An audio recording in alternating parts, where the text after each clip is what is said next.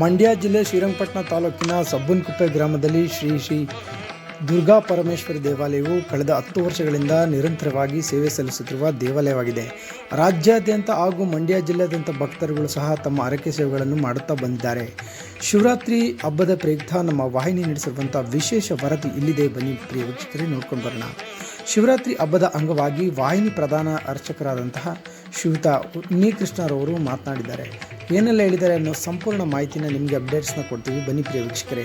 ಹಾಗಾದರೆ ಶ್ರೀ ದುರ್ಗಾ ಪರಮೇಶ್ವರಿ ದೇವಾಲಯವು ಪ್ರತಿ ಅಮಾವಾಸ್ಯೆಯಲ್ಲೂ ಸಹ ವಿಶೇಷ ಪೂಜೆ ಕೈಂಕಾರ್ಯಗಳು ನಡೆಸುತ್ತಾ ಬಂದಿದ್ದು, ಇನ್ನು ಭಕ್ತರು ಸಹ ತಮ್ಮ ಕಷ್ಟಗಳನ್ನು ಪರಿಹರಿಸುತ್ತಾ ಬಂದಿರುವ ಈ ದೇವರು ಮಹಾಶಿವರಾತ್ರಿ ಹಬ್ಬದ ವಿಶೇಷವಾಗಿ ಜಾಗರಣೆ, ಪೂಜೆ, ಅಲಂಕಾರ ಮಾಡುತ್ತಾ ಬಂದಿದ್ದಾರೆ. ಸೊ ಇಲ್ಲಿ ಪ್ರಿಯ ವೀಕ್ಷಕರೇ, ಮದುವೆ ಆಗದವರು, ಮಕ್ಕಳಾಗದವರು, ಜಮೀನಿನ ವ್ಯಾಜ್ಯ, ರಾಜ್ಯ ಪಂಚಾಯಿತಿ ನಿವಾರಣೆ ಆಗಿದ್ದರು, ರಾಜ್ಯದ ಇನ್ನಿತರ ರಾಜ್ಯಗಳಾದಂಥ ಮುಂಬೈ, ಹೈದರಾಬಾದ್, ಬೆಂಗಳೂರು, ಮೈಸೂರು, ಹಾಸನ ಇತರ ಜಿಲ್ಲೆಗಳಿಂದ ಭಕ್ತರು ಆಗಮಿಸಿ ತಮ್ಮ ಪ್ರಾರ್ಥನೆಯನ್ನು, ತಮ್ಮ ಕಷ್ಟಗಳನ್ನು ಪರಿಹರಿಸುತ್ತಾ ಬಂದಿದೆ. ಸೊ ಹಾಗಾದರೆ ದೇವಸ್ಥಾನದ ಪ್ರಧಾನ ಅರ್ಚಕರು ಉನ್ನಿಕೃಷ್ಣನವರು ಒಂದಷ್ಟು ಮಾಹಿತಿಯನ್ನು ತಿಳಿಸಿದ್ದಾರೆ. ಸೊ ಬನ್ನಿ ಪ್ರಿಯ ವೀಕ್ಷಕರೇ, ನೋಡ್ಕೊಂಡು ಬರೋಣ ಏನೆಲ್ಲ ಮಾಹಿತಿ ಇದೆ. ಹಾಗಾದರೆ ತಮ್ಮ ಕಷ್ಟ ಪರಿಹಾರ ಆಗಬೇಕು ಅಂದರೆ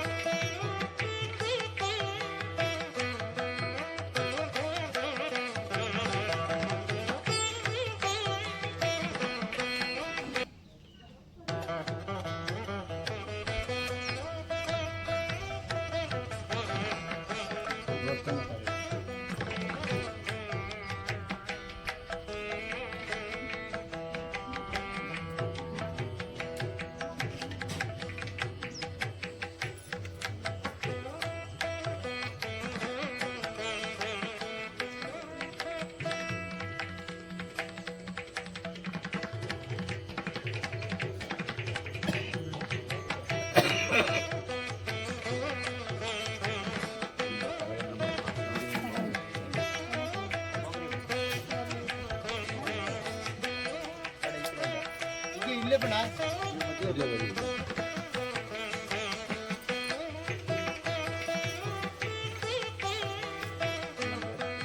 ಸ್ವಲ್ಪ ಒಂದೇ ಮುಂದೆ ಬಂದವರು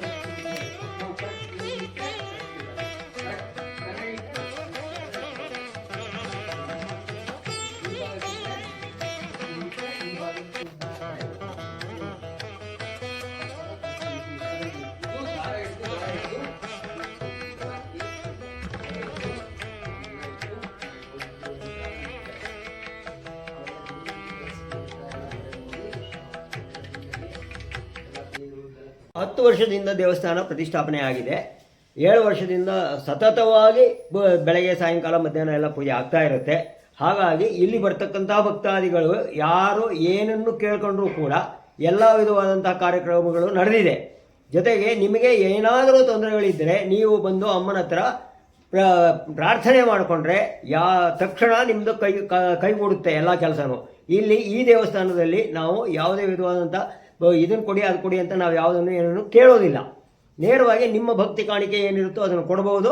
ದೇವರ ಹತ್ರ ನೀವು ಪ್ರಾರ್ಥನೆ ಮಾಡ್ಕೋಬೋದು. ಅಮ್ಮನ ಹತ್ರ ಪ್ರಾರ್ಥನೆ ಮಾಡ್ಕೊಂಡ್ರೆ ಅಂಥದ್ದು ಎಲ್ಲವೂ ಇಲ್ಲಿವರೆಗೂ ನಡ್ಕೊಂಡು ಬಂದಿದೆ. ಎಂತೆಂಥ ಅತ್ಯಂತ ಕಠಿಣವಾದಂತಹ ಕೆಲಸಗಳು ಕೂಡ ಕೆಲವ್ರದ್ದೆಲ್ಲ ಕೋರ್ಟಲ್ಲಿರೋ ವ್ಯಾಜ್ಯಗಳು ಮತ್ತು ಜಮೀನಿನ ಜಗಳಗಳು ಇಂಥವು ಎಲ್ಲವೂ ಪೂರ್ತಿ ನಿವಾರಣೆಯಾಗಿದೆ. ಹಾಗಾಗಿ ಮೈಸೂರಿಂದ ಬರ್ತಾರೆ, ಬೆಂಗಳೂರಿಂದ ಬರ್ತಾರೆ, ಮುಂಬೈಯಿಂದ ಬರ್ತಾರೆ, ಹೈದರಾಬಾದಿಂದ ಬರ್ತಾರೆ, ಎಲ್ಲ ಕಡೆಯಿಂದಲೂ ಬರ್ತಾರೆ ಜನಗಳು. ಬಂದು ಅವರವರ ಪ್ರಾರ್ಥನೆಗಳನ್ನ ಸಲ್ಲಿಸಿಕೊಂಡು ಪ್ರಾರ್ಥನೆ ನೆರವೇರಿದ ನಂತರ ಬಂದು ಅವರ ಭಕ್ತಿಪೂರ್ವಕವಾಗಿ ಅವ್ರಿಗೆ ಏನು ಕೊಡಲೇಬೇಕು ಅಂತ ಅನಿಸುತ್ತೋ ಅದನ್ನು ಅರ್ಪಣೆ ಮಾಡಿ ಹೋಗ್ತಾ ಇದ್ದಾರೆ. ಹಾಗಾಗಿ ನೀವು ಬನ್ನಿ, ದೇವಿಯ ದರ್ಶನ ಮಾಡಿ, ನೀವು ನಿಮ್ಮ ಕಷ್ಟಗಳನ್ನ ನಿವಾರಿಸ್ಕೊಳ್ಳಿ. ನಿಮ್ಮ ಹೆಸರು? ನಾನು ಉಣ್ಣಿಕೃಷ್ಣನ್ ಅಂತ ಇಲ್ಲಿಯ ಪೂಜಾರಿ. ದುರ್ಗಾ ಪರಮೇಶ್ವರಿ ದೇವಸ್ಥಾನ, ಸಬ್ಬನಕುಪ್ಪೆ. ಈ ದೇವಸ್ಥಾನ 10 ವರ್ಷದ ಹಿಂದೆ ಸರಿ ಫಸ್ಟ್ ಗರ್ಭಗುಡಿ ಇತ್ತಷ್ಟೇ, ಇದೆಲ್ಲ ಏನು ಇರಲಿಲ್ಲ. ಆಮೇಲೆ ಇಂಪ್ರೂವ್ಮೆಂಟ್ ಆಗ್ತಾ ಬಂತು. ನಾವು ಫಸ್ಟ್ ಬಂದಾಗ ಇದೆಲ್ಲ ಬರೀ ನೆಲ, ಈ ಗರ್ಭಗುಡಿ ಅಂದ್ಬಿಟ್ರೆ ಇನ್ನೇನು ಇರಲಿಲ್ಲ. ಇಲ್ಲಿ ದೇವಿ ಅನುಗ್ರಹ ಆಯಿತು. ನಾವು ಬಂದು ಸೇವೆ ಮಾಡ್ತಾ ಇದ್ವಿ. ನನ್ನ ಮದುವೆನೇ ಆಗಿರಲಿಲ್ಲ. ನಾನು ಇಲ್ಲಿ ಬಂದಮೇಲೆ ದೇವಿನೆಲ್ಲ ಕೇಳ್ಕೊಂಡ್ಮೇಲೆ ನನಗೆ ಮದುವೆ ಆಯಿತು ಸರ್. ಒಳ್ಳೆ ಕಡೆ ಸಂಬಂಧ ಸಿಕ್ಕಿ ಮದುವೆ ಆಯಿತು. ಆಮೇಲೆ ಇದೆಲ್ಲ ಇಂಪ್ರೂವ್ಮೆಂಟ್ ಆಯಿತು. ಆಮೇಲೆ ಆಂಜನೇಯ ಸ್ವಾಮಿ ತೊಗೊಬಂದರು. ಮತ್ತು ಅರುಣಾಚಲ ಶಿವ ಅಂತೇಳಿ ಈಶ್ವರನ ಪ್ರತಿಷ್ಠಾಪನೆ ಮಾಡಿದ್ದಾರೆ. ಅಲ್ಲಿಗೆ ಇಲ್ಲಿ ವಿಶೇಷತೆ ಏನಂದರೆ ಯುಗಾದಿ ಹಬ್ಬದಲ್ಲೂ ವಿಶೇಷ ಐತೆ. ಕೊಂಡ ಆಯ್ತಾರೆ. 5 ದಿನ ಫುಲ್ಲು ಹೋಮ ಹವನಾದಿಗಳು ಇರ್ತೈತೆ. ಭಕ್ತರೆಲ್ಲ ಸೇರ್ತಾರೆ. ಮತ್ತು ನವರಾತ್ರಿ 10 ದಿನನೂ ತುಂಬ ಚೆನ್ನಾಗಿ ನಡೀತಿದೆ. ವಿಜೃಂಭಣೆಯಿಂದ ಎಲ್ಲ ಸೇರ್ಕೊಂಡು ಎಲ್ಲ ಮಾಡ್ತೀವಿ. ದೀಪಾರಾಧನೆ ಇರುತ್ತೆ. ಕಾರ್ತಿಕ್ ಮಾಸದಲ್ಲಿ ದೀಪಾರಾಧನೆ ಇರುತ್ತೆ ಸಂಜೆ ಟೈಮಲ್ಲಿ. ಆ ದೀಪದ ಬೆಳಕಲ್ಲೇ ದೇವಿ ನೋಡಿಸ್ತಾರೆ. ತುಂಬ ಚೆನ್ನಾಗಿದೆ ಸರ್ ಇಲ್ಲಿ ಅನುಕೂಲ. ಆಮೇಲೆ ಪರಿಸರ ಚೆನ್ನಾಗಿದೆ. ಆಂಜನೇಯ ಸ್ವಾಮಿ ತಂದೆ ಈಗ ಅದನ್ನು ಪ್ರತಿಷ್ಠಾಪನೆ ಮಾಡ್ತಾ ಇದ್ದಾರೆ. ಅದು ಕೆರೆತಣ್ಣೂರಿಂದ ತೊಗೊಂಬಂದಿದ್ದು. ಆಕಸ್ಮಿಕ ಅನಿವಾರ್ಯ ಸ್ವಾಮಿ ಇಲ್ಲಿಗೂ ಬಂದಿದ್ದಾರೆ. ಓಕೆ ಸರ್, ಎಲ್ಲಿಂದ ಬಂದಿರ ಸರ್? ಸಬ್ಬನಕುಪ್ಪೆ ಗ್ರಾಮದಿಂದ ಬಂದಿರೋದು. ಏನು ವಿಶೇಷತೆ ಸರ್ ಇಲ್ಲಿ ತಾಯಿ ದರ್ಶನ ಮಾಡಕ್ಕೆ? ತಾಯಿ ನಾವು ಏನು ಅನ್ಕೋತೀವಿ ಅದ ನೆರವೇರಿಸೋ ತಾಯಿ. ತುಂಬ ಶಕ್ತಿಶಾಲಿ ಅಂತ ದೇವರು. ಎಷ್ಟು ದಿನದಿಂದ ಬರ್ತಾ ಇದ್ದೀರಾ? ನಾವು ತುಂಬ ಒಂದು 10 ವರ್ಷದಿಂದ ಇದು ಮಾಡ್ತಿದ್ವಿ. 10 ವರ್ಷದಿಂದ ಅಂದರೆ ಚರವಾಗಿ ನಾವು ಪೂಜೆ ಮಾಡ್ಕೊಂಡು ದೇವಿನ ಇದು ಮಾಡ್ಕೊಂಡು ಬರ್ತಿದ್ದೋ. ಇಲ್ಲಿ ಒಂದು 7 ವರ್ಷದಿಂದ ಸ್ಥಿರವಾಗಿ ಇಲ್ಲೇ ನೆಲೆಸಿದ್ದೀವಿ. ಇಲ್ಲೇ ನೆಲೆಸ್ಕೊಂಡು ಡೈಲಿ ಪ್ರತಿದಿನ. ಅಲ್ಲ, ನೀವು 10 ವರ್ಷದಿಂದ ಬರ್ತಾ ಇದ್ರಲ್ಲ, ದೇವಸ್ಥಾನ ಹಿಂಗೆ ಇತ್ತಾ, ಏನು ಇರಲಿಲ್ವಾ? 7 ವರ್ಷದಿಂದ ಪ್ರತಿ ವರ್ಷನೂ ಒಂದೊಂದ್ಸಲ ಇಂಪ್ರೂವ್ಮೆಂಟ್ ಆಗಿ ಬೆಳಕು ಬಂದಿದೆ. ಏನು ಅನ್ನಿಸ್ತದೆ ಸರ್ ಈ ಕಡೆ ದೇವಸ್ಥಾನಕ್ಕೆ ಬಂದು ಹೋದ್ರೆ ನಿಮಗೆ ಈ ತಾಯಿ ದರ್ಶನ? ಮನ್ಸಿಗೆ ನೆಮ್ಮದಿ, ಎಲ್ಲ ಸಂತೋಷ. ಡೈಲಿ ಒಂದಿನ ಒಂದ್ಸಲ ಬಂದು ಹೋಗ್ತೀನಿ ಇಲ್ಲಿ. ಎಲ್ಲಿದ್ರು ಒಂದು ರೋಣಾರು ಬಂದು ಹೋದ್ರೆ ಮನ್ಸಿಗೆ ನೆಮ್ಮದಿ, ಒಂದು ಶಕ್ತಿ ಇದ್ದಂಗೆ.